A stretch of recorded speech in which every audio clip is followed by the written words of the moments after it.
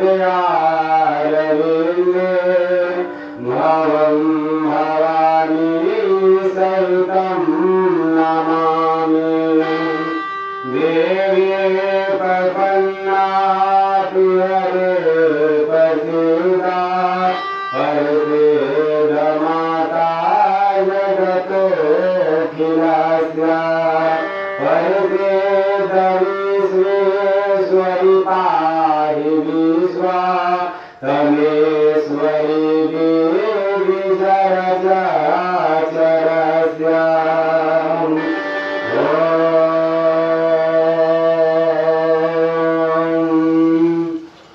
यह कथा भगवान शिव का यह कथा क्रम होता है जब राजा दक्ष ने यज्ञ किए और सभी लोगों के देवता और राजा मुनि ऋषि सभी लोगों को बुलाए, लेकिन बाबा भोलेनाथ का निमंत्रण नहीं दिया है। और माँ सती का पता चला कि हमें निमंत्रण नहीं आया है। माँ सती बोली कि हे प्रभु, हम लोग चला गए वहाँ पे, हमारे पिताजी यज्ञ कर रहे हैं। भोले बाबा बोले कि हमें तो कोई निमंत्रण नहीं मिला है। माँ सती कहती है कि कोई बात नहीं है, अपने पिताजी के घर में, अपने गुरु के घर में बिना निमंत्रण के भी जाना चाहिए। भोलेनाथ बोले कि बात तो ठीक है, लेकिन दक्ष जो तुम्हारे पिताजी हैं, जो सदा मुझसे विश्व में रहते हैं, अच्छे से बात भी नहीं करते हैं, तो हमें वहाँ पे नहीं जाना चाहिए। माँ सती बहुत जिद करती है कि नहीं, हमें जाना है, हमें जाना है। भोलेनाथ बहुत मनाए कि नहीं जाना चाहिए हमें वहाँ पे, लेकिन अंत में जिद करके माँ सती वहाँ पे जाती है और देखती है कि अपने पति का कोई भी भाग वहाँ पे नहीं रहता है। कोई स्थान वहाँ पे ना देखकर पीछे से बाबा भोलेनाथ अपने गुरुजन को बोलते हैं कि सती गई है वहाँ पे और कुछ कपड़े उपड़े हैं वहाँ पे ले जाओ, उसको दे देना। लेकिन माँ सती यहाँ पे जब आती है तो देखती है कि कोई स्थान खाली नहीं, सभी भरा है और उनके लिए कोई रिक्त स्थान नहीं था। माँ सती बहुत गुस्सा होती है और उनके सभी बहन मिल अपने अपने पति के साथ हंस रही थी। एक माँ आकर उनसे गले मिलती है और वो भी अच्छा से बात नहीं की। तभी माता सती ने गुस्से से अपने अंग से, दाहिने अंग से अग्नि प्रज्वलित की और अपने शरीर को भस्म कर डाला।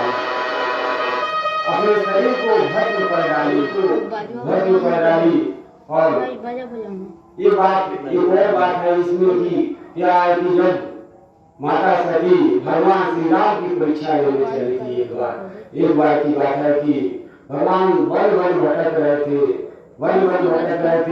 माता सती भगवान भोलेनाथ से पूछती है कि क्या यही भगवान है जो बिना चप्पल के चल रहे हैं, अपने पत्नी के साथ, अपने भाई के साथ, ये भगवान नहीं हो सकते हैं। बाबा भोलेनाथ उस बार भी उनको समझाए थे कि नहीं, यही भगवान है। बाबा भोलेनाथ उनको समझा कर कहे थे कि भगवान की कि बिनु पर जो चलो बिना सुनिकारा कर बिनु करम कर बिनु नाना। भगवान भोलेनाथ समझाए, बहुत बार समझाए कि माता सती ने भगवान की परीक्षा लेने चली गई और परीक्षा लेने गई। भगवान श्री राम ने उन्हें पहचान लिया। कहे भगवान श्री राम ने, माता क्या प्रभु नहीं आए हैं? और माँ सती लगाकर विमुख हो गई। यहाँ पे भोलेनाथ के पास आती है और चुपचाप रह जाती है। भोलेनाथ सब जानते थे। उसी समय बाबा भोलेनाथ उनको त्याग कर दिए थे और वही त्याग के अंदर बहुत जलन हो रहा था माँ सती का और भगवान से यही कामना कर रही थी कि हे प्रभु, हमें इस शरीर से मुक्ति दिलाइए, हमें इस शरीर से मुक्ति दिलाइए। और एक समय ऐसा ही हुआ, माँ सती ने अपने शरीर को भस्म कर डाली और मरते मरते भगवान विष्णु से माँ ने वरदान मांगी, कहे हे प्रभु मुझे एक वरदान दीजिए कि सती मरते हर दिन वर मांगी और जन्म जन्म शिवा बढ़ते अनुराग। माँ ने भगवान से वरदान मांगी कि हे प्रभु एक वरदान दीजिए कि जिस प्रकार से भगवान भोलेनाथ की इस जन्म में मैं अर्धांगिनी बनी, इसी प्रकार जब जब मैं जन्म लूं तब तब मैं भगवान भोलेनाथ की ही पति बनूं। कैसी माँ सती थी कि अपने पति के त्याग करने पर भी बोल रही है कि हाँ जन्म जन्म में मैं इन्हीं की पत्नी बनूं। और भगवान बोले कि तथास्तु। इसी प्रकार हम सभी को, हमारे सभी माताएं बहन से भी यही अनुरोध रहता है कि और हमसे यही इस कथा से यही शिक्षा मिलती है कि पति कैसा भी हो, लेकिन अगर आपके पति अच्छे हैं तो ठीक है, लेकिन अगर कोई दिक्कत है, कमाते नहीं हैं और ऐसा ही आपको बोलते हैं तो भगवान से ही कामना करना चाहिए कि इनकी बुद्धि सही हो जाए। क्योंकि एक पति नहीं रहते हैं ना, जिस प्रकार कहा गया है कि बिनु सोना मंदिर बिंदिया बिना लीलार सोना पति बिना संसार सोना पति बिना संसार। जिस प्रकार मंदिर बिना मूर्त के शोभा नहीं होती है, उसी प्रकार जो लीलार होता है उसमें चंदन और बिंदिया बिना अच्छा नहीं दिखता है। उसी प्रकार जो मांग होती है वो बिना सिंधु का सुना नहीं होती है एक सुहागिन स्त्री के लिए। इसलिए भगवान से यही प्रार्थना करना चाहिए कि हमारे पति अच्छे से अच्छे रहे और उनका बुद्धि सही हो जाए। क्योंकि आपके पति ही सब कुछ है, आपके पति जब नहीं रहेंगे तब उनका महत्व पता लगता है कि हाँ किसी के पति का कितना महत्व था। भगवान राम के पुरख है शिव बाबा और रामचरितमानस में भी आप जहाँ भी देखे हैं वहाँ पे भगवान भोलेनाथ राम जी का भजन करते हैं, श्री राम जय जय राम। यहाँ पे भगवान श्री राम ने भी नदी के तट पे जब गए थे, समुद्र के तट पर जब गए थे, वहाँ पे वो भी पूजा किए थे बाबा का और पूजा करके ही आगे बढ़े थे। उसी प्रकार आपको भी भगवान भोलेनाथ और राम एक दूसरे के पूरक है। गोस्वामी जी कहते हैं कि सबके स्वामी सखा दिया के हे तेरो पादे सरे तुलसी के। एक दूसरे के वे उनको स्वामी बोलते हैं, वे उनको स्वामी बोलते हैं। दोनों में कोई अंतर नहीं रह जाता है। बहुत लोग उनमें अंतर समझते हैं और जो भी व्यक्ति भगवान भोलेनाथ और राम जी में अंतर समझते हैं उनको पाप लगता है। इसलिए कभी भी भगवान भोलेनाथ और राम जी में पाप अंतर नहीं समझना चाहिए। वो एक दूसरे के पूरक होते हैं और जो राम जी का भक्त कब कोई होगा, भगवान विष्णु के भक्त कब होगा कोई, जब भगवान भोलेनाथ का कोई पूजन करता होगा तभी उनका भक्त हो सकता है। हनुमान जी का कोई भक्त होगा तो राम जी का जरूर भक्त होगा, क्योंकि हनुमान जी ही राम जी से मुलाकात करते हैं। कहा गया है कि चित्रकूट के घाट पर भय संतन के धीरे श्री तुलसीदास चंदन घिसे तिलक करे रघुवीर। इस प्रकार हनुमान जी ने भी तुलसीदास जी का दर्शन कराया था, एक भक्त का दर्शन कराया। भगवान से उसी प्रकार जब तक आप भोलेनाथ की भक्ति नहीं करेंगे तब तक भगवान विष्णु भगवान राम ये सब एक ही है, एको वर्मा द्वितीय नास्ति। इसलिए दोनों एक ही है, तभी प्राप्त होंगे जब आप भोलेनाथ हनुमान जी की भक्ति करेंगे। उसी प्रकार दोनों दूसरे पूरक है। भगवान विष्णु ने प्रश्न करते हैं माता सती से कि आप भगवान शिव के तो पत्नी बनेगी, लेकिन क्या आप दक्ष प्रजापति की पुत्री बनना स्वीकार करेगी? माता सती ने उत्तर देती है कि मां सती कहती है कि प्रभु किसी गरीब, किसी पत्थर, किसी इस दक्ष के यहाँ जन्म लेना, इनकी पुत्री बनना हमें स्वीकार नहीं है। इसलिए हे प्रभु हमें किसी गरीब के घर में जन्म दीजिएगा। और उसी समय भगवान कथा सुनाए और यही करन गृह जाए जन्म पर्वती तेरे पाए जब ते शैल गृह जाए सकल वेद संपत्ति माँ सती का जन्म राजा हिमाचल के यहाँ हुआ है और माँ पार्वती के रूप में वहाँ हुआ। यह सूचना जब नारद जी को पता चलता है कि माता सती का जन्म हो चुका है, तो राजा हिमाचल के यहाँ नारद जी आए हैं और नारद जी को आसन देकर उनको स्वागत हुआ, उनका पूजन वंदन करके भोजन कराया गया। और तत्पश्चात उनको पूछते हैं राजा, हे ऋषि, हे महानुभाव, आपकी क्या सेवा कर सकता हूँ? देवर्षि नारद जी के चरण स्पर्श करके राजा हिमाचल अपने पास बुलाकर मुनि से अपने बिटिया का हाथ दिखलाते हैं।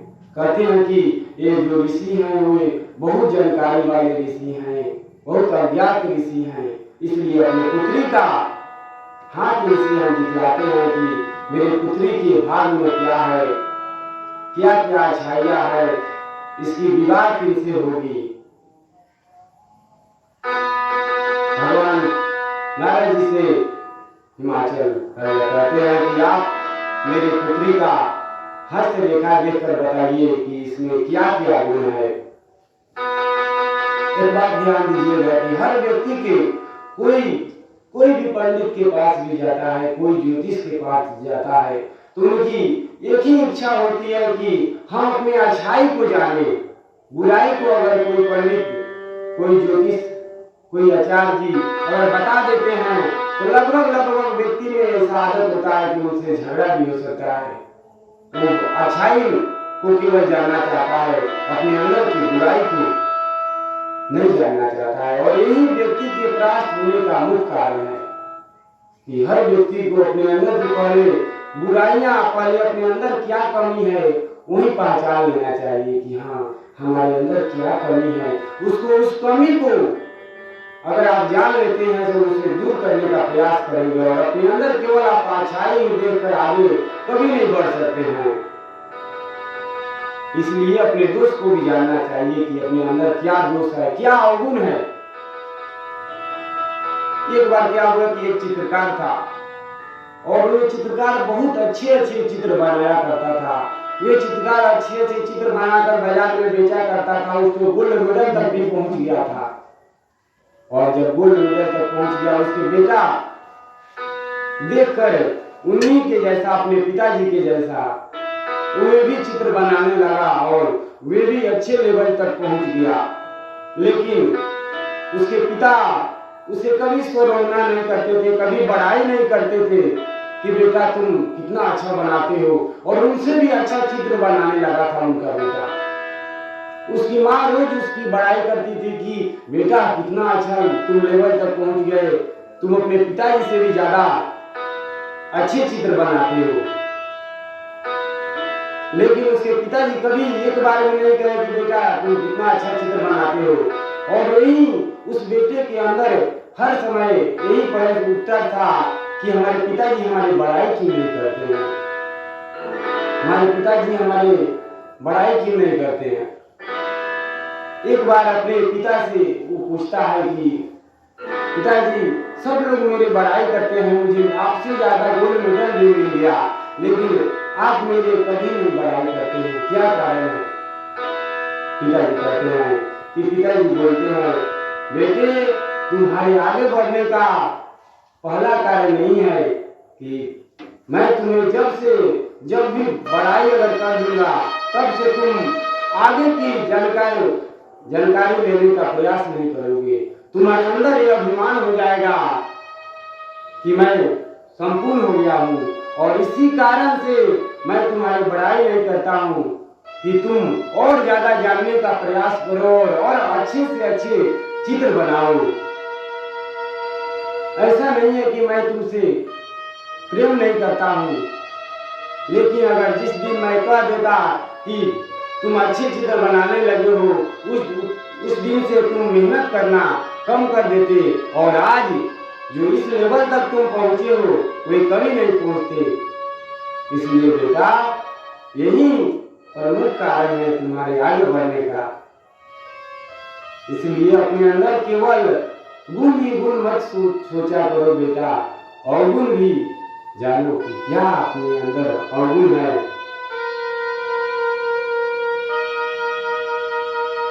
माँ पार्वती का हाथ नारद ऋषि देख रहे हैं। नारद जी बोले कि इनका 3 नाम होगा। देवर्षि नारद बोल रहे हैं कि इनका 3 नाम होगा, उमा, अंबिका और भवानी। इन्हें 3 नाम से लोग जानेंगे और ये नारियों में श्रेष्ठ होगी। लेकिन महाराज, इनके अंदर गुण ही गुण है, लेकिन जो इनके पति होंगे उनके अंदर अवगुण ही अवगुण होगा, अवगुण के खान होंगे। हिमाचल राजा बोले कि क्या अवगुण होगा? कृपया बताइए कि माँ पार्वती के भाग में जो वर है। मुनिराज, अवगुण, अपमान, मातृ, पितृ, हीना, कहने के अर्थ है कि 3 गुण होते हैं, सतो, रजो और तमो गुण।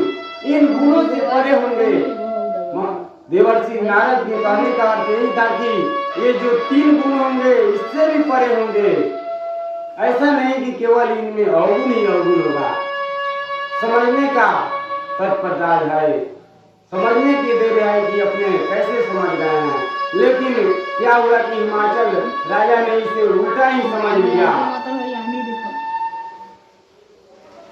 उनको लगा कि जो इनकी पति होंगे उनमें केवल अवगुण ही अवगुण होगा। मैना रानी अपने पति से बोल रही है, इतना सुंदर बिटिया कैसे भाग लिख दिए विधाता ने। इतना सुंदर तो बिटिया दिए, लेकिन भाग इनका अच्छे नहीं लिखे। हिमाचल राजा बोल रहे हैं कि हे देवर्षि, कोई तो उपाय होगा जो इनका दूल्हा बदल दिया जाए।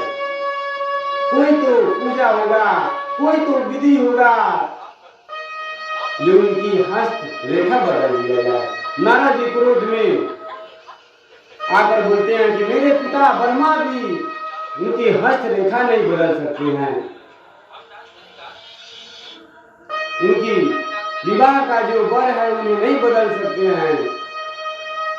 इसलिए कोई किसी का शादी नहीं कराता है, कोई किसी का काम नहीं कराता है। ये आप अगर सोच रहे होंगे कि मुर्गा शादी वो कराते हैं, ये कोई किसी का नहीं कराता है। ये सब ऊपर से ही बंद कराता है।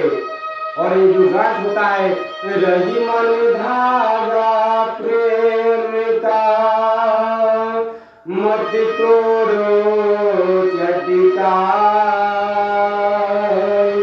जुटे फिर से ना जुटे, जुटे तो गांठ पर जाए। ये जो भगवान के प्रेम का जो धागा है उसे कभी नहीं तोड़ना चाहिए, अपने से नहीं तोड़ना चाहिए। आजकल की थोड़े थोड़े बात पे पत्नी पति से झगड़ा कर लेती है और पति थोड़े थोड़े बात पे उनसे झगड़ा कर लेते हैं कि जाओ अपने घर चले जाओ।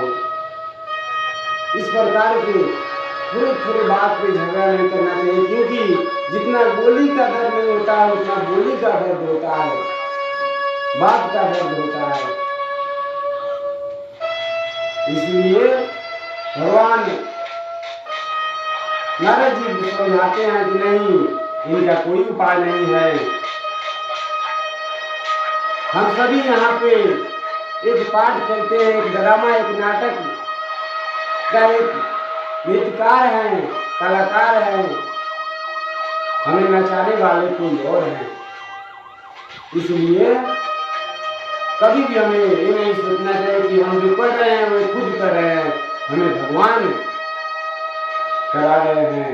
ये सब वही करते हैं, करता भी वही है, धरता भी वही है, सब कुछ वही है। और इसलिए कहा गया है कि माता पिता तुम्हें मेरे, शरण जाऊं मैं किसके, तुम्हें और ना दूजा, आस करूं मैं किसकी। इसलिए हमें भगवान को ही माता पिता समझना चाहिए, हमें सब कुछ भगवान पे ही समर्पण कर देना चाहिए, क्योंकि आपका सहायता करने वाले कोई है, आपकी सहायता करने वाले दूसरा कोई नहीं है। वही किसी न किसी रूप में आकर आपका साथ देंगे, वही आपके डूबती नैया को पार लगाएंगे। नारद जी बोल रहे हैं कि सारे अवगुण को बता दिए, और सारे अवगुण जो है वे बाबा भोलेनाथ में है। अगर माता पार्वती घोर तपस्या करे तो उनसे विवाह हो सकता है। जैसे ही माँ मैना ने सुनी कि पार्वती को तपस्या करना होगा, मैना रानी रोने लगी कि मेरी बेटिया जंगल में जाएगी, किस प्रकार तपस्या करेगी, इतना नाजुक उम्र है। माता पार्वती का विवाह बिना तपस्या का भी संभव था, लेकिन इससे यह तत्परता हो रहा है, यह इससे निष्कर्ष निकल रहा है कि बिना परिश्रम का भी भगवान भी अपने कर्म से विमुख नहीं हो सकते हैं, उनको भी कर्म करना होता है। लेकिन उनका जो कर्म होता है वे अपने अनुसार करते हैं, लेकिन मनुष्य का भी कर्म तो तब होता है कि बिना कर्म का कोई फल अगर कोई मनुष्य चाहे कि हमें बैठे बैठे कुछ मिल जाए तो ये कभी संभव नहीं है। अगर गलत कर्म करके अगर वो कमा भी रहा है तो उसे उस धन का महत्व समझ में नहीं आएगा, और जब वो महत्व नहीं समझेगा तो उस धन को कभी सही जगह पे खर्च नहीं कर सकता है। जहां जाएगा वे गलत जगह पर ही खर्च करेगा, गलत जगह पर ही खर्च करेगा, लुटा देगा, शराब पी जाएगा, गंवा देगा, अपने दोस्तों में खाएगा, किया देगा। लेकिन वही मेहनत का जो कमी होता है ना, उस 1 रुपया भी खर्च जो करते हैं वो बहुत सोच समझ के खर्च करते हैं, और वे भगवान भी देखते हैं। लोग यही समझ नहीं पाते हैं कि हाँ, अगर आप सही तरह से कमाएंगे नहीं ना तो वे बीमारी में लुटा देंगे, आपके घर कोई बीमारी हो जाएगा उसमें लुटा देंगे। और वहीं अगर आप सही तरह से जब से आप कमाना शुरू कर देंगे ना, आपके घर बीमारी भी नहीं आएगी, बस सही रास्ते पर चलिएगा तब। इसलिए माता पार्वती ने अपने मैया मैना रानी को बहुत समझाकर तपोवन में गई, और गोस्वामी तुलसीदास जी लिखते हैं कि उधर उमा प्राणपति चरना जाए, विनती तपोदेव करना, अति सुकुमार रतन तप जोगी, पति पाद सुमरत जयत सप भोगी, नित्य नव चरण उपजऊ अनुरागा विसरित देहि परम महिलागा समवत गावहि कछु दिन भोजन बरोबर से कटे न पासा बेलपति मही परई सुखाए उमाही नाम तबे भये अर्पणा। माँ पार्वती घोर तपस्या की 1000 वर्ष तक साग फल पत्ते खाकर और अंत में हवा पीकर 30,000 वर्ष बेलपत्र खाकर आकाशवाणी हुई, हे भवानी आपकी तपस्या सफल हुई, अब आप घर जाइए, आप घर लौट जाइए। आपके रास्ते में अगर सप्त ऋषि मिलेंगे तब समझ जाइएगा कि मेरा वाणी सत्य है, सत्य है, सत्य है। इस प्रकार के कहकर आकाशवाणी बंद होती है, माता सती में वहां से चलती है। ये तो कथा माँ पार्वती की थी, लेकिन जब माँ सती शरीर को त्याग दी तब से भगवान भोलेनाथ का क्या दशा हुआ। भगवान भोलेनाथ बैरागी बन गए, जहां तहां घूम रहे थे और भगवान के नाम का कीर्तन करते थे, सुमिरन करते थे, राम राम किया करते थे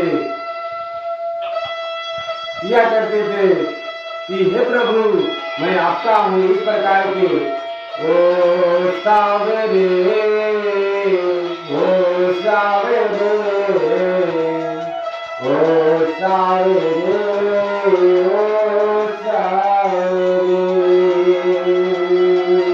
इसी प्रकार भक्त को भी भगवान को पाने के लिए जहाँ ना तहाँ जहाँ रहना चाहिए वहाँ पे काम के बाद और काम समय में भी संभव हो तो भगवान का नाम का लेना चाहिए, और काम के बाद भी तो लेना ही चाहिए। काम करते रहिए। कहा गया है कि काम करते रहो नाम जपते रहो मन से गोविंद गोपाल गाते चलो। याद आएगी उसको कभी ना कभी मेरी विनती सुनेगा कभी ना कभी। इसलिए कभी तो उन गिरधर गोपाल वे कृष्ण वे वासुदेव वे नारायण को तो कभी तो आपकी याद आएगी। जब आप उनकी चिंता कीजिएगा तो उनका भी एक ऐसा समय आएगा जब आपको दर्शन देना पड़ जाएगा। इसलिए भगवान का सुमिरन चिंतन हर मनुष्य को करना चाहिए, क्योंकि मनुष्य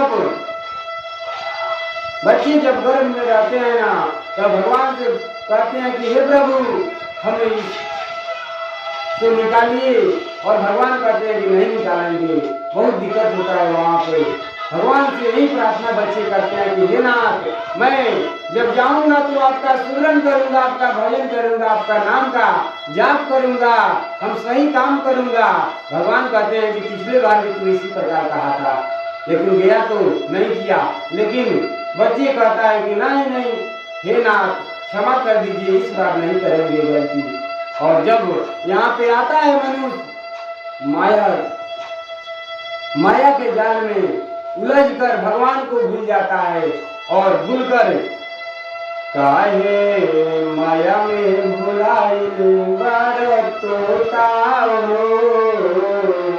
इसी तरह हम सभी का जीवन हो गया है कि माया के जाल में भगवान ही माया रच रहे हैं, लेकिन मनुष्य समझ नहीं पाता है और वही जाल में उलझ जाता है। भगवान का ही जाल है, लेकिन जो समझ जाता है वो निकल गया, जो नहीं समझा वो कबूतर की तरफ फंस जाता है उसमें, और एक ना एक दिन फिर जाना पड़ता है। इसलिए काहे माया में भुलाई बार तोता हो, खोता छोड़ के जाए के पड़ी सगिरो स्वार्थ खातिर मन बाउर होता। ये स्वार्थ है ना कि ये हमारा है, हमारा है, ये धन हमारा है, ये पैसा हमारा है। इसी स्वार्थ के कारण आज सब कुछ हो रहा है और एक न एक दिन जाना पड़ता है। खोता छोड़ के जाए के पड़े।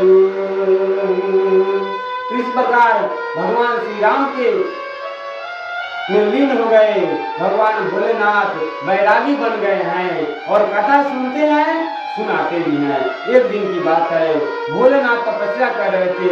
उसी समय भगवान राम वहां पे आप पहुंचते हैं और भगवान राम बोलते हैं कि हे प्रभु, आप सच में हमसे प्रेम करते हैं तो एक वचन दीजिए हमको कि अब बिनती मम सुनायु शिवा जो पर निज में यह मोहि मांगे तेहि जो मांगे तेहि दे। भगवान राम कहते हैं कि हे प्रभु, अगर सच में आप मुझसे प्रेम करते हैं तो मुझे एक वचन दीजिए। माता सती का अवतार हुआ है, प्रकट हुआ है राजा हिमाचल के यहाँ और वे पार्वती के रूप में जन्म लिए है, उनसे आप विवाह कीजिए। भगवान शिव जैसे ही विवाह के बात को सुनते हैं वैसा ही बोले बाबा प्रभु आप क्या मांग दिए, इस प्रकार के अपने मुख से बोलते हैं। जब भी मैं भगवान बोलना चाह रहे हैं कि मैं जब गृहस्थ में गृहस्थ को छोड़कर और सन्यासी जीवन में, वैरागी जीवन में आ ही गया हूँ, तो फिर उस आश्रम में क्यों ले जाना चाहते हैं? मुझे आपके सन्यासी जीवन पसंद है, मुझे राममय ही होने दीजिए। याद रखिए, जिसका जीवन में कोई समझाने वाला नहीं होता है ना, उसका जीवन का कोई अर्थ नहीं रह जाता है, वे मनमुखी हो जाते हैं। गांव में कहावत कहा जाता है, कहीं कहीं आप लोग सुना होगा कि ना आगे नाथ ना पीछे पगा। जिसका आगे कोई बोलने वाला और पीछे सोचने वाला नहीं होता है ना, उसका जीवन का कोई अर्थ नहीं होता है। कहा गया है कि आज आपके माता पिता है ना, आप कहीं निकलते होइएगा तो पूछते होंगे कि बेटा कहाँ जा रहे हो या बेटी कहाँ जा रही हो, तो आपको खराब लगता होगा। देखिए बार बार टोक देते हैं, जब कोई निकलते हैं ना तो टोक देते हैं, लेकिन उस समय तो आपको बुरा लगता होगा, खराब लगता है। और वही जिसके माता पिता नहीं है ना, उनसे पूछिएगा कि कितना तकलीफ होता है, दुख होता है। उनके कोई पीछे बोलने वाला क्योंकि नहीं होते हैं, वही जिनको बोलने वाले होते हैं ना, उनसे पूछते हैं कि हाँ बेटा कोई गलत कदम तो नहीं उठा रहा है। और यही कारण है कि बार बार जब आपके माता पिता पूछते हैं ना, तो आपको भी एक न एक दिमाग में आता है कि नहीं गलत कर्म करेंगे ना तो माता पिता, हमारी माँ बोलने लगेगी, हमारे पिताजी बोलने लगेंगे। अगर वैसे बेटा होते हैं, वैसे बेटी होते हैं, तब सबके लिए तो ऐसा नहीं है। कोई कोई है कि यहाँ सुनकर हो गया चल जाता है, लेकिन जो ऐसा है वो उसके लिए बात है। इस प्रकार हर व्यक्ति के अंदर होना चाहिए, ये सभी के लिए है। इसलिए आप सही संगत में रहें, सही जगह जाएं, सही व्यक्ति से पहचान बनाएं, यही आपकी माता पिता की इसी में खुशी होता है और इसी में उनकी भलाई ही है। क्योंकि आप जब बिगड़ जाइएगा तो उनके मान सम्मान का भी थोड़ा सा ख्याल रखिएगा। कितना दुख तकलीफ से आपके पाल पोस कर बड़ा करते हैं और वही बेटा बेटी वही नहीं समझ पाते हैं। क्योंकि कहा गया है कि संगत से गुण आते हैं, संगत से गुण जाए, लोहा जरा जहाज में वो भी उतरे ही जाए। संगत से गुण आते हैं और संगत से ही गुण जाते हैं। जिस प्रकार आप संगत रहिएगा ना, वैसे प्रकार आपकी बुद्धि, आपकी रंगत बन जाएगा। आप कितना भी अच्छे होंगे ना, अगर किसी गलत व्यक्ति के संपर्क में जब आ जाएंगे ना, तो निश्चित है कि आपको खराब कर देगा। जिस प्रकार समुद्र उतना ज्यादा जल जाता है और इस प्रकार लोहा को फेंकिएगा ना तो समुद्र के नीचे डूब जाएगा, लेकिन वहीं लकड़ी के साथ लगाकर उस लोहे को देखिए कहां से कहां उतर कर चल जाएगा। उसी प्रकार आपको होना चाहिए कि हाँ, ऐसे व्यक्ति, ऐसे गुरु का संगत में रहिए जो आपको पार लगाए, जो आपकी नैया को पार लगा दे। ऐसा व्यक्ति और ऐसे गुरु के पास में मत रहिए, संगत में मत रहिए जिसे आपके नाम तो डुबा ही दे, आपके माता पिता का भी नाम डुबा दे। इस प्रकार की आपके सोच होना चाहिए।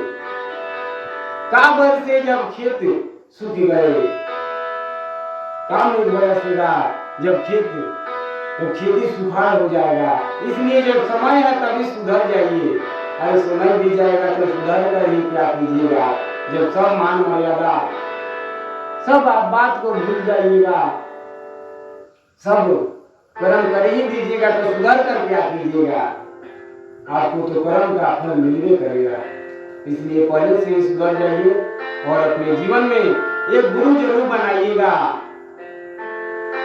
अगर माता पिता है तो ठीक है, नहीं है तो गुरु का, अपने भाई का, किसी न किसी के व्यक्ति के सहारे से चलिएगा ताकि आपको सही दिशा मिल सके, सही मार्ग मिल सके। अब भगवान शिव ने सप्त ऋषि को भेजते हैं कि जाकर पार्वती का परीक्षा लीजिए। आप लोग कठिन से कठिन परीक्षा लीजिएगा। सप्त ऋषि उनके तपस्या के बड़ाई करते हैं, रास्ते में सप्त ऋषि मिलते हैं और उनकी तपस्या की बड़ाई करते हुए कहते हैं कि हे देवी, आपने बहुत बड़ा तपस्या की, लेकिन हमें इस बात की दुख है कि आपने ऐसे वर को चुन ली कि जिसमें केवल अवगुण ही अवगुण है। लेकिन श्री हरि हैं, वे गुणों के खान हैं, गुणों के धाम हैं, वे स्वर्ग में वैकुंठ लोक में रहते हैं। और जो आपने वर चुनी है वे पर्वत पहाड़ पे रहते हैं, जंगल झाड़ी में रहते हैं। आप उनके साथ अच्छे से नहीं रह पाइएगा, इसलिए अपने विचार को बदल लीजिए। पार्वती मैया जैसे ही सुनी बोली, ऋषिवर आप थोड़ी समय पहले आए होते तो शायद आपकी बात मान लेती, लेकिन अब प्राण छूट जाए, लेकिन मेरा प्राण छूटने वाली नहीं है। भगवान भोलेनाथ के पास से आए थे जो ऋषि, वे अनेकों तरह तरह के झांसा डाले, लेकिन माता पार्वती को इसका कोई प्रभाव नहीं पड़ा। और फिर वापस भगवान भोलेनाथ से जाकर माता सती का प्रशंसा करते हैं। भोलेनाथ सुनते हैं जब कि हाँ, माता पार्वती अपने परीक्षा में सफल हुई है। फिर बाबा भोलेनाथ की समाधि लग गई। जैसे ही समाधि लगी उसी समय ताड़का नामक राक्षस का उत्पन्न होता है। घोर तप किया और ब्रह्मा से वर मांगना, ब्रह्मा जी को खुश करके ब्रह्मा जी प्रसन्न हुए और उनसे वर मांगते हैं। ब्रह्मा जी बोले कि क्या चाहिए तुमको? ताड़कासुर राक्षस ने बोला कि हे नाथ, मैं कभी मरूं नहीं। ब्रह्मा जी बोले, देखो भाई, तुम्हारे पार्टी वाले जो भी तपस्या करते हैं ना, वो केवल ऐसा ही वर मांगते हैं कि मैं कभी मरूं नहीं। इसलिए इस धरती पे या कहीं भी कोई भी मनुष्य का शरीर कोई भी धारण किया हो तो उसका मृत्यु निश्चित है, या वो दूसरा अवतार में भी जाएगा, लेकिन जाएगा। इसलिए हर व्यक्ति की मृत्यु निश्चित है। तुम कोई दूसरा वर मांगो, यह संभव नहीं है। उसने सोचा कि बाबा भोलेनाथ तो बैरागी हो ही गए हैं, उनका शादी भी होने वाला नहीं है, अब उनका समाधि लग गया है, माता सती का तो भस्म हो गई है और उनसे शादी कौन करेगा? ऐसा वर मांगते हैं। ताड़कासुर राक्षस ने भगवान ब्रह्मा जी से वर मांगता है कि मैं भगवान भोलेनाथ के के हाथ में हो। ब्रह्मा जी एवं वस्तु कहकर वरदान पाते ही तबाही मचा दिया। सभी देवता ब्रह्मा जी के पास पहुंचते हैं, सभी देवता को तंग कर दिया। वरदान पाते ही हर लोक में, इंद्र लोक में जाकर सभी देवता का तंग करके इंद्रासन छीन लिया। और सभी देवता ब्रह्मा जी के पास पहुंचकर कहते हैं कि हे नाथ, आपको जो देना है अब केवल दे देते हैं अपना वरदान, और हम सभी परेशानी में पड़ जाते हैं। अब आप इस राक्षस से आप ही बताइए, अब क्या करें, आप ही बचाइए। ब्रह्मा जी ने कहे कि अब क्या किया जाए, कोई ना कोई तो उपाय सोचना होगा। ब्रह्मा जी कामदेव के पास सारे देवता को भेजते हैं, कहते हैं कि जाओ कामदेव के पास और कहना कि भगवान भोलेनाथ की समाधि से जगाने का प्रयास करें ताकि उनका विवाह हो जाए। सभी देवता कामदेव के पास आए हैं और कामदेव से कहते हैं कि आप भगवान भोलेनाथ की समाधि में जगाने का प्रयास कीजिए। कामदेव कहते हैं कि अगर मैं जगाऊंगा तो मेरा तो मृत्यु निश्चित है, मुझे तो भगवान भोलेनाथ भस्म कर डालेंगे, तभी कोई बात नहीं है।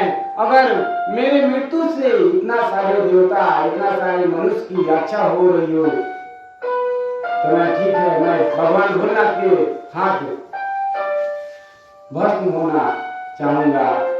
और भगवान कामदेव चलते हैं। 2 घड़ी का समय लगता है कैलाश पे आने में। इसी 2 घड़ी में सारे देवता, सारे संत, सारे महात्मा, सभी पुरुष, सभी स्त्री, जीव जंतु कामों में लीन हो जाते हैं। कामदेव अपने प्रकाश फैलाते हैं भगवान भोलेनाथ को मोहित करने के लिए, काममय बनाने के लिए, भूखमय बनाने के लिए। सभी मनुष्य पे उसका प्रभाव पड़ जाता है, कोई नहीं बचता है। जीव जंतु, मनुष्य, ऋषि सब काममय हो जाते हैं। गोस्वामी जी कहते हैं कि धीरहु न कहूँ धीर, सबके मन सजे हरे। कि आज संसार काममय हो गया है, लेकिन गोस्वामी जी सोचे कि कोई तो होगा जो काममय नहीं हुआ होगा, और सोने चले गए। तभी हनुमान जी ने आकर लिख दिया कि जिसपे रघुनाथ की कृपा थी वे काममय नहीं हुए, वे भोगमय नहीं हुए। इसलिए हमें भगवान से सदा यही कामना करना चाहिए, यही प्रार्थना करना चाहिए कि हे प्रभु, आपकी कृपा हम पे बनी रहे। और भगवान से यही समय, हर समय यही कहना चाहिए कि अब सौंप दिया इस जीवन का सब बार तुम्हारे हाथों में है, जीत तुम्हारे हाथों में है, हार तुम्हारे हाथों में।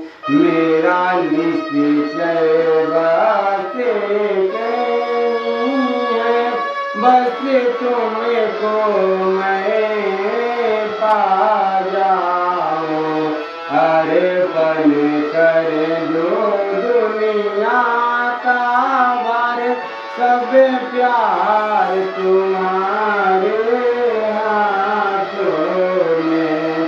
इसलिए भगवान से हमें अपने आप को भगवान को सौंप देना चाहिए। हे प्रभु, हम आपको क्या चढ़ा सकते हैं? फूल, नैवेद्य, ये सभी झूठे हैं, लेकिन मैं अपने आप को, अपने मन को आपको सौंपते हैं, क्योंकि भगवान को कुछ पसंद नहीं है। भगवान को पसंद है तो क्या?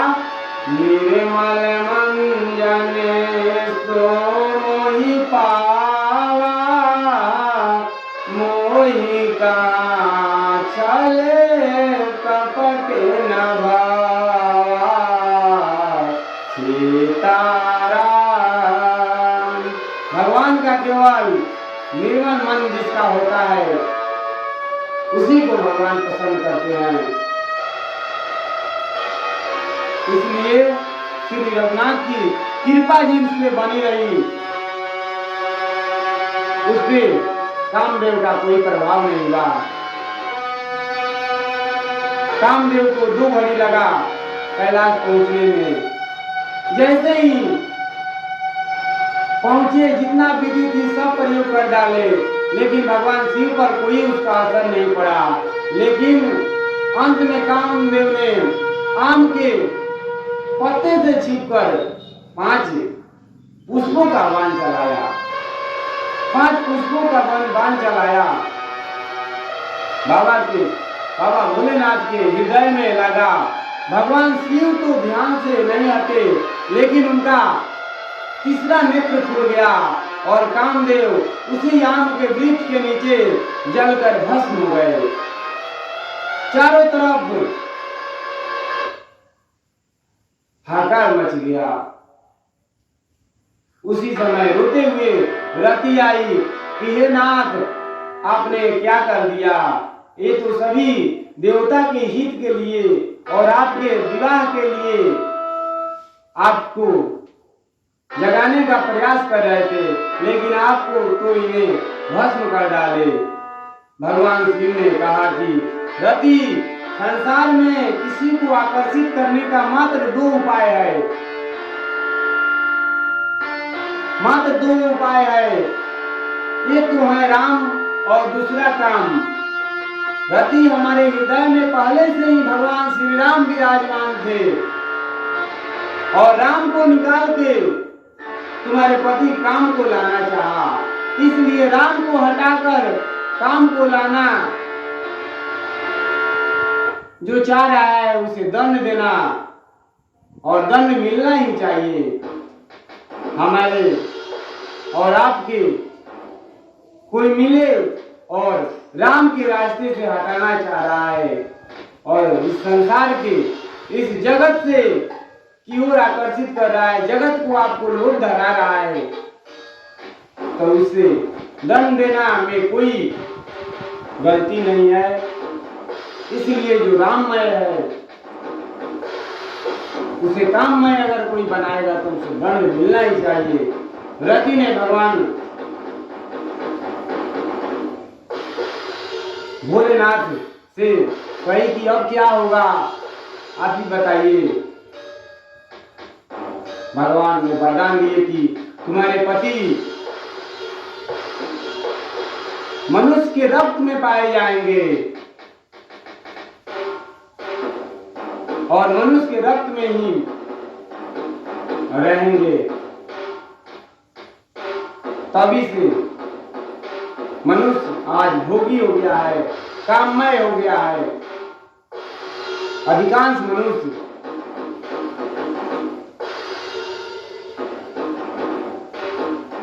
शिव जी ने कहा कि जब भगवान नारायण के अवतार होंगे और उनके पुत्र प्रद्युम्न के रूप में तुम्हारे पति प्रकट होंगे। अब सारे देवता बाबा जी के पास हाथ जोड़कर खड़े हुए हैं। सब भगवान से अलग अलग तरह से प्रार्थना कर रहे हैं। एक बोल रहे हैं कि बोलिए सोमेश्वर नाथ की जय, बोलिए बाबा बैजूनाथ की जय,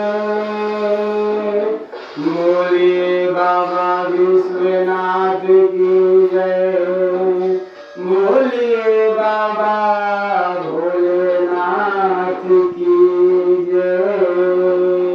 इस प्रकार सभी मना रहे हैं, एक एक करके मना रहे हैं। पूरा लोग मना लिए, लेकिन भगवान भोलेनाथ का कोई असर नहीं हुआ।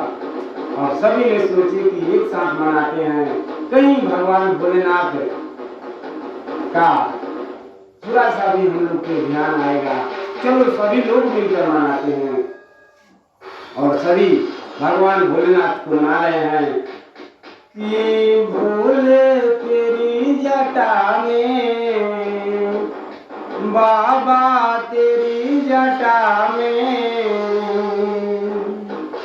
बहती है गंगा धारा, भोले तेरी जटा में, बाबा तेरी जटा में बहती है गंगा धारा, भोले तेरे जटा में, बाबा तेरी जटा में बहती है गंगा धारा, शंकर तेरी जटा में बाबा तेरी जटा में बहती है गंगा धारा, भोले तेरी जटा में, गले मूंड माल राजे, सखी बाल पर विराजे, गले मूंड माल राजे, सखी बाल पर विराजे, डमरू निराद बाजे बाजे, डमरू निराद बाजे, बाबा तेरी जटा में, भोले तेरी जटा में बाबा तेरी जटा में बहती है गंगा धारा, भोले तेरी जटा में, मृग छाला बरसधारी, मृग राज की सवारी, मृग छाला बरसधारी, मृग राज की सवारी, निज भक्त के लिटारी कैलाश में दिया, हरे बाबा तेरी जटा में बहती है गंगा धारा, भोले तेरी जटा में, शिव नाम जो पुकारे, सब पाप दुख हारे, शिव नाम जो पुकारे, सब पाप दुख तारे, बाबा तेरी जटा में बहती है गंगा धारा, भोले तेरी जटा में, काली घंट बाजे, दमनी उजार बाजे, शंकर तेरी जटा में बहती है गंगा धारा,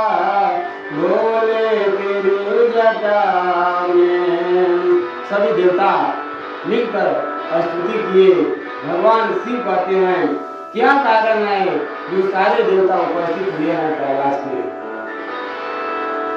जब हम किसी के घर बार बार जाते हैं, रोज रोज जाते हैं ना, तब क्या होता है कि हाँ कोई नहीं पूछता है कि हाँ किस लिए आए हैं, लेकिन कोई साल 2 साल पे जाता है ना तो उस व्यक्ति पूछते हैं कि आपके आने का क्या कारण है, क्या मकसद है। उसी प्रकार भगवान भोलेनाथ पूछ रहे हैं कैसे आना हुआ है आप सभी का। जब से माँ सती छोड़कर गई है तब से बाबा भोलेनाथ की कोई हाल चाल पूछने भी नहीं आया कि बाबा आप कैसे हैं। लेकिन आज जब तारकासुर परेशान किया, सारे देवता बाबा भोलेनाथ के पास आए हैं। बाबा पूछे हैं कि क्या कारण है आने का। इंद्रदेव से वर्मा जी कहे कि जो भी मांगना है मांग लो। अभी बाबा भोलेनाथ समाधि से जागे हैं।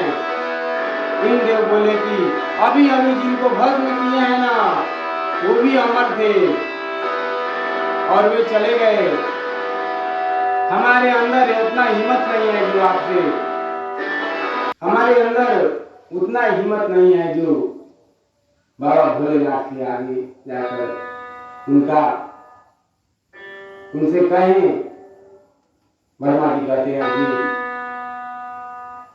तुम छोटे हो, तुम मानो ना, जाओ।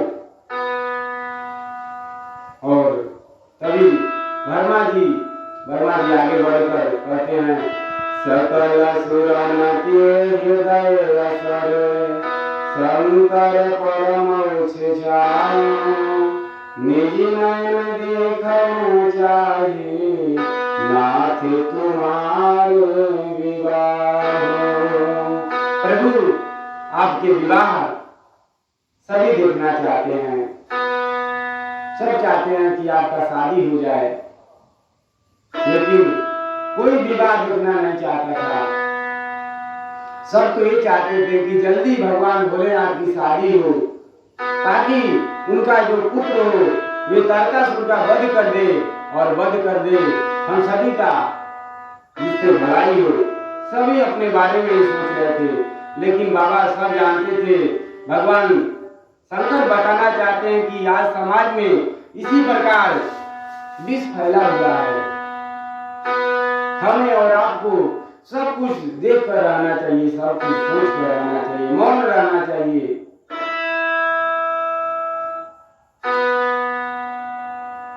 और भगवान भोलेनाथ कहते हैं कि ठीक है, मैं इस प्रस्ताव से सहमत हूँ। मेरे प्रभु यही मुझसे भी कहे थे कि मेरा विवाह हो जाए। मैं उन्हें भी कहा था कि ठीक है, मेरा शादी होगा, मैं विवाह करूंगा। आप लोग तैयार कीजिए, विवाह का तैयारी कीजिए। सब देवता प्रसन्न होते हैं और विवाह की तैयारी हो रही है। शुभ लगन निकला, वैशाख मास शुक्ल पक्ष दिन गुरुवार। ऐसे तो व्यवहार में हम लोग शिवरात्रि के दिन बाबा भोलेनाथ की विवाह मनाते हैं, लेकिन पद्म पुराण एवं शिव पुराण में ऐसे वर्णित है। विवाह का दिन आया, ऐसे विवाह बरमान में हो रहा है कि दूल्हे के घर कोई उत्साह नहीं है, लेकिन जो बाराती जाने वाले हैं, जो बारात जाने वाले हैं, उनके घर बहुत से उत्साह खुशियां है। इंद्रदेव, ब्रह्मा सभी अपने अपने रथ को सजा रहे हैं, अपने आप को सजा रहे हैं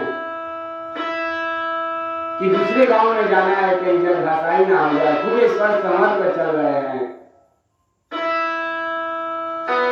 विवाह का दिन आ गया, 3 बज गया, शाम हो गया, लेकिन बाबा के पास कोई नहीं आए। नंदी और भिंगी सोच रहे हैं कि क्या करें, बाबा मौन बैठे हैं। सोच रहे हैं नंदी और भिंगी, आदेश अगर बाबा देते तो हम सभी बाबा को सजाते। बाबा सोचे, बाबा से यही प्रार्थना करते हैं कि बाबा आप अगर कहते तो हम आप सभी आपको तैयार करा देते। बाबा सोचे कि जितना अपने समाज वाले अच्छे से सजा देंगे, उतना दूसरा कोई क्या सजाएगा। चलो ठीक है, सजा दो। बाबा भोलेनाथ को सभी प्रसन्न से खूब अच्छा से सजाया गया। गोस्वामी जी अपने सुंदर चौपाई में व्याख्या किए हैं, शिव ही समागुण करहि सिंगारा, जटा मुकुटि रहि महिषा माया, कुमंडल गागन पहि प्याला, तेनु गोते पर नहीं छाला, शशि ललाटहि सुंदर शिर गंगा, नयन तीन मदा भुजंगा, धरलहि कंठ नराकर माला, असिहहि भेष सिरे कृपाला, धर त्रिशूल और डमर विराजे, चले बासा चली बजहि समाजे, चले बासा चली बजहि बाजे, हर हर बम बम बोले बम बम, हर हर बम बम बम बम, ओम नमः शिवाय, ओम नमः शिवाय, हर हर